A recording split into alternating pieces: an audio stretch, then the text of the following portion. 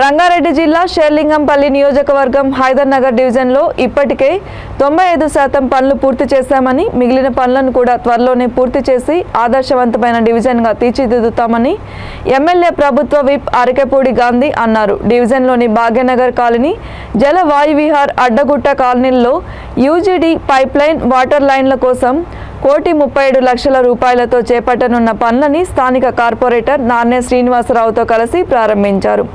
ఈ కార్యక్రమంలో party senior నాయకులు, మహిళా నాయకురాళ్లు, కార్యకర్తలు, జీహెచ్ఎంసీ వాటర్ బోర్డు అధికారులు తదితరులు పాల్గొన్నారు.